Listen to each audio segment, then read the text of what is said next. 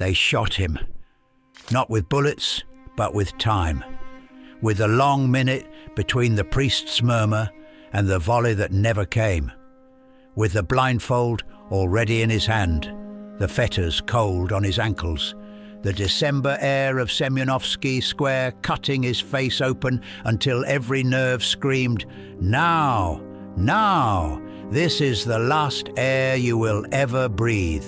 Fyodor Mikhailovich Dostoevsky stood in the second group, not the first, close enough to see the three poor wretches led to the posts, the white shrouds tied, the drums rattling like teeth.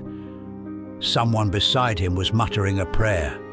Someone else had gone mad, shouting nonsense to the sky.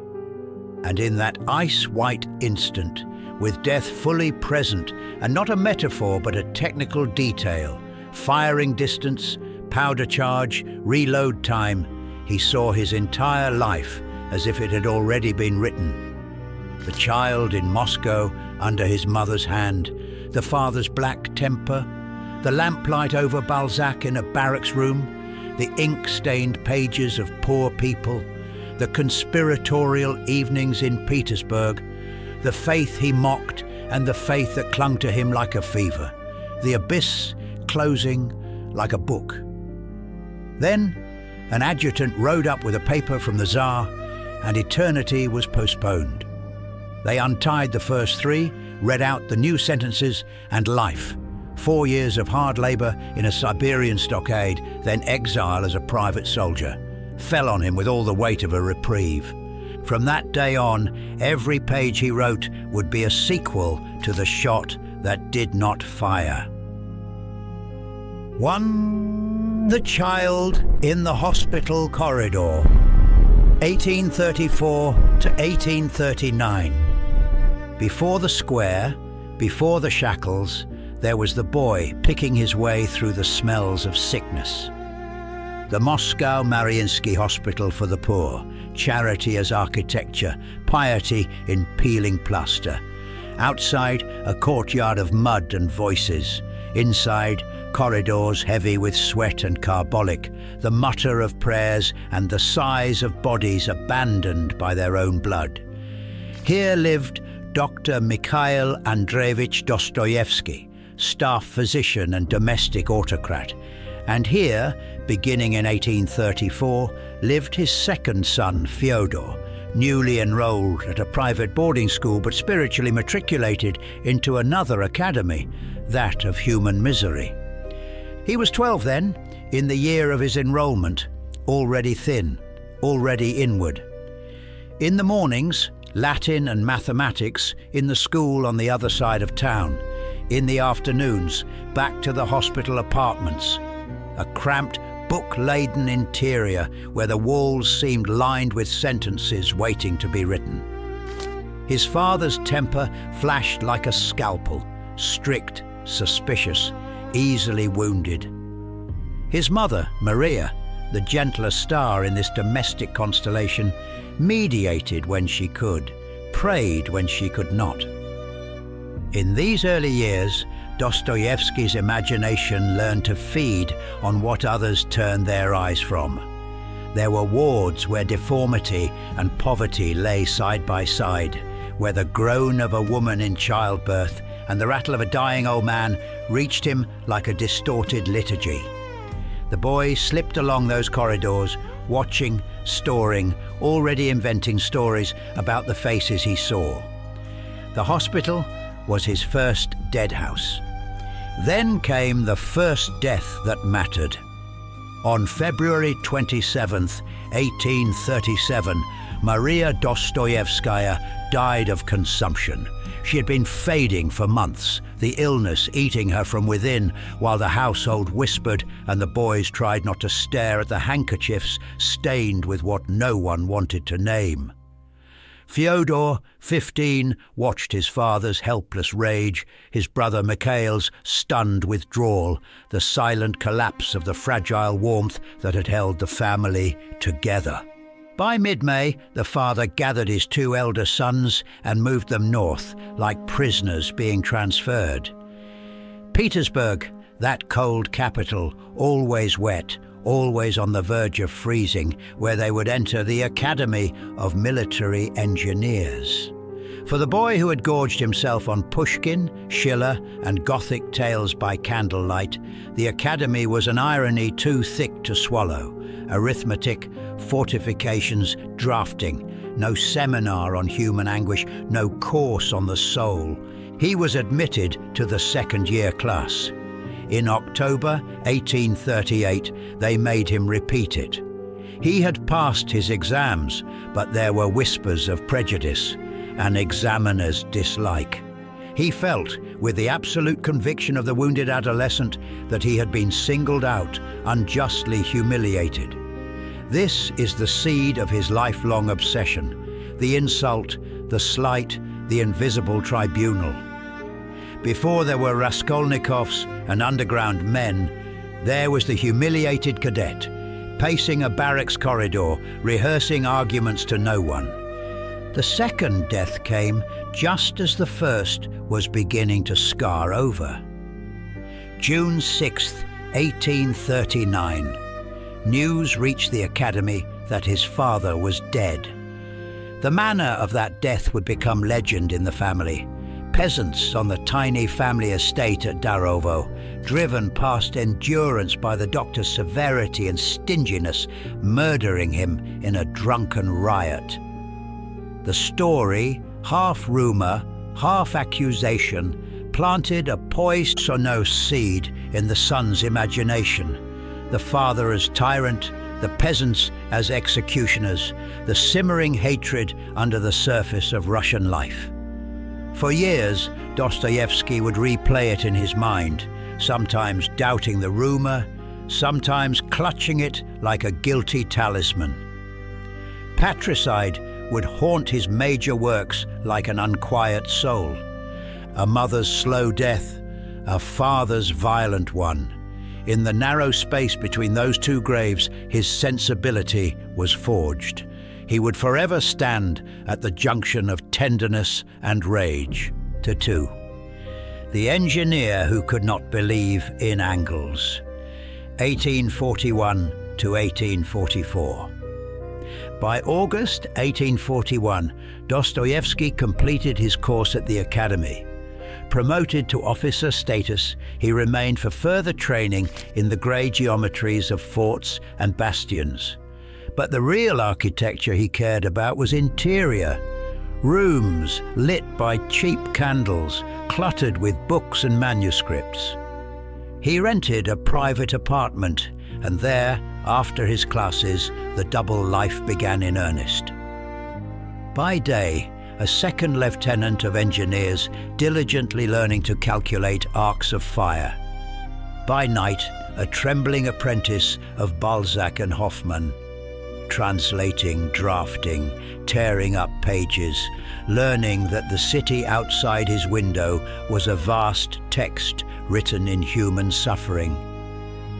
In August 1842, he passed his exams and earned the rank of second lieutenant. Somewhere between the ink of the promotion papers and the stiffness of the officer's uniform, he began working on a play. Boris Godunov, now lost. Even his first attempt clung to power and usurpation, guilt and haunted czars, the themes that would never leave him. On August 6, 1843, the Academy's course was officially completed. He began service as a full military engineer in St. Petersburg. That winter, as the Neva froze and the northern darkness thickened, he translated Balzac's Eugénie Grandet and then turned to a host of other French novels. He was poor, chronically in debt, his modest officer's pay devoured by rent, food, and the irresistible impulse to buy books. By early 1844, he was working on Eugène Sue's Matilda and various small stories that refused to be finished. In April, he began Poor People, and something in him shifted. This was no longer homage, no longer pastiche. In cramped lodgings, wrapped in a military cloak against the cold, he inhabited the lives of humble clerks and seamstresses with an intimacy that made the walls themselves seem to lean closer. Outside, Petersburg went on with its bureaucracy, its gambling dens, its prostitutes standing in snow. Inside, a young lieutenant wrote as if each sentence were the first and last chance to say what poverty felt like from within. In June and July of 1844, his translation of Eugénie Grandet appeared in Repertory and Pantheon. The money was small, but the shock was real. His words, even borrowed French ones, in print. On August 21st, he resigned from the army. The resignation took effect in October. It was a leap into the void. He was exchanging a secure insignificance for precarious genius, a uniform for a pen and a permanent shortage of coins. By March 1845, Poor People was complete. He placed the manuscript in the hands of Nekrasov and Grigorovich, who read it in a fever, then famously rushed to Belinsky, crying that a new Gogol had been born. That night, in a smoky Petersburg room, a circle of critics proclaimed the shy, nervous ex-lieutenant a literary event. It went to his head, as it had to. The boy of hospital corridors and barracks now saw the city illuminated from another angle. He had entered its bloodstream as a writer. But fame for Dostoevsky was just another way of being sentenced. 3. Conspiracy and the Shot That Didn't Come, 1849. The path from Poor People to Semyonovsky Square led through disappointed expectations and increasingly tense evenings. The critics who had hailed him turned cold when his next works failed to conform to their program. The young naturalist of poverty turned inward, metaphysical, obsessed with abnormal consciousness. Belinsky, who had once embraced him, now rebuked him for religious leanings, for insufficient devotion to social progress. Dostoevsky moved through radical circles in Petersburg, drawn not so much to programs as to conversations that lasted until dawn, where God, the people, socialism, and the fate of Russia were all hurled onto the table like cards. By the late 1840s, he had joined the Petrushevsky Circle, a loose gathering of utopian socialists, westernizers, and dreamers. They read Fourier and banned books, spoke rashly about the Tsar, imagined a better society. It was not a revolutionary cell in the strict sense. It was a salon of restless minds, exactly the sort of thing an autocracy fears when the police run out of concrete crimes. In April 1849, the arrests began. Dostoevsky was taken from his apartment, his papers seized and thrown into the grey machine of imperial justice. From April to December, he occupied a prison cell, sharing the air with other men who had thought words were harmless. That summer, in his confinement, he worked on A Little Hero, a faint echo of his earlier style, as if to remind himself he was still a writer, even when numbered among criminals. On September 17th, the commission investigating the Petrushevsky affair concluded its work. 28 men, including Dostoevsky, were found to have engaged in criminal activities. On September 25th, Tsar Nicholas I appointed a mixed military-civil court to pass sentence under military law. Early November, the judgment. Dostoevsky and 14 others were sentenced to death by firing squad. Others received lesser terms. The machine turned once more. On November 19th, the General Auditoriate reviewed the case, and Dostoevsky's sentence was commuted to 8 years of hard labor. That same day, Nicholas I intervened personally, reducing it to 4 years of hard labor, followed by military service as a private soldier, and ordering that the commutation be concealed until the last possible moment. Which brings us back to December 22nd, Semyonovsky Square, the lined-up prisoners, the priest, the shrouds, the snow like ash.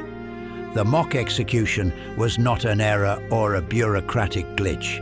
It was a performance devised by the Tsar, a pedagogy of terror. Let them feel the muzzle of eternity pressed to their chests, then snatch them back so that every subsequent humiliation will be experienced as grace. In the interstice between death and reprieve, Dostoevsky's soul cracked open. Later, he would say that in those minutes he lived more intensely than in all the years before. He promised himself, there in the snow, that he would never again waste a moment, that he would love life with a ferocity equal to its cruelty. The vow was both heroic and impossible. It would chase him, and he would chase it through gambling dens, sick rooms, and manuscript deadlines for the rest of his days. On December 25th, they began the journey east. Shackles clamped to his ankles. He was transported toward Tobolsk, then onward to the Omsk stockade, the place that would become the furnace in which both his body and his theology were tempered. 4. The House of the Dead and the Book of the Living, 1850 to 1854. January 9th, 1850, Tobolsk Prison, a way station on the road to Omsk. Between January 10th and 20th, something happened there that he would remember as more miraculous than any reprieve. The wives of exiled Decembrists, N.D. Fonvizina and P.E. Annenkova, visited the condemned men. They brought food, clothing, kindness. Fonvizina gave Dostoevsky a small volume, The Gospels, with a 10-ruble note hidden in the binding. He carried that book with him into hell. On January 20th, he and his fellow prisoner S.F. Durov were transferred to Omsk, arriving January 23rd. The stockade was a world where the human body was stripped to its bare functions, to endure cold, hunger, physical labor, infestation, contempt. Murderers, thieves, fanatics, peasants who had snapped under the weight of their own lives, all thrown together in a barracks that stank of unwashed clothes and unconfessed sins. For 4 years he slept on a plank, his legs shackled, surrounded by men who hated intellectuals and noblemen with a hatred that had nothing abstract about it. He learned to keep in the background, to observe, to listen. His health, already fragile, deteriorated. The first clear signs of epilepsy appeared, sudden falls, convulsions that left him exhausted, tears in his eyes, a strange, blissful terror in the moments before he lost consciousness. And yet, in that cesspit, he encountered a vision of human beings stripped of all the illusions Petersburg loved. He saw the pride of the murderer, the humility of the beggar, the strange solidarity that sprang up among men who shared nothing but disgrace. He rehearsed theatrical performances for Christmas. He learned that even in shackles, men will memorize lines, joke, flirt with the idea of beauty. The gospel volume never left him. He read it not like a pious provincial, but like a jurist scrutinizing evidence in a case where he himself stood accused. Christ, in that barracks, was not a plaster icon, but the only possible ally of the utterly degraded. If anyone could prove to me, he would later say, that Christ was outside the truth, and it really was so that the truth was outside Christ, then I should prefer to remain with Christ rather than with the truth. The sentence is illogical, extravagant, scandalous, and entirely logical for a man who has seen what truth looks like when reduced to power. On January 23, 1854, his prison sentence ended. He was not freed, he was reshaped. Enlisted as a private soldier, he was transferred to the 7th Siberian Line Battalion in Semipalatinsk by late February. April brought a small widening of space. He was allowed to live in private quarters. In that provincial town on the edge of the empire, he met Alexander and Maria Isaev. Maria would become his first wife, his first domestic torment.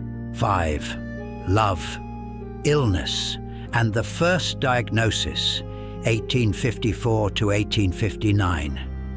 Maria Isaev entered his life not as an erotic ideal, but as a problem, a married woman, trapped in a difficult, often humiliating situation with her husband Alexander, a minor official, drunk, feckless, chronically ill.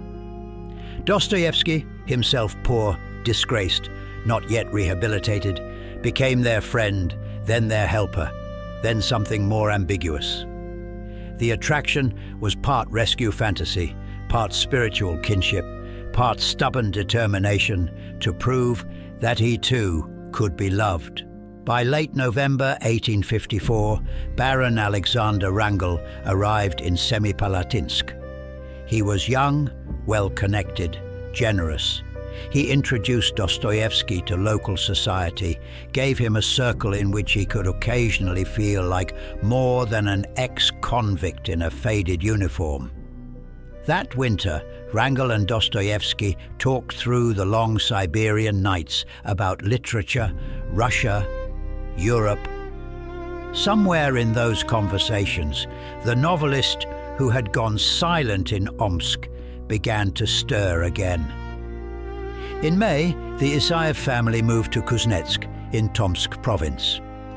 Late July, Dostoevsky and Wrangel made an unauthorized trip to visit Maria in Kuznetsk. He was breaking regulations for the sake of a feverish courtship. On August 4th, Alexander Isaev died. Freedom opened for Maria like a trapdoor.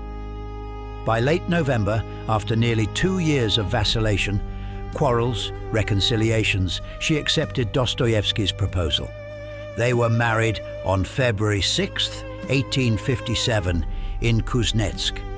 In mid-February, they traveled back to Semipalatinsk. In Barnaul, where they spent a night, he had a serious seizure, so severe that a local doctor finally wrote the word epilepsy. It was as if the illness, long lurking, chose the wedding journey to present itself formally. Epilepsy, for Dostoevsky, would never be merely a medical condition.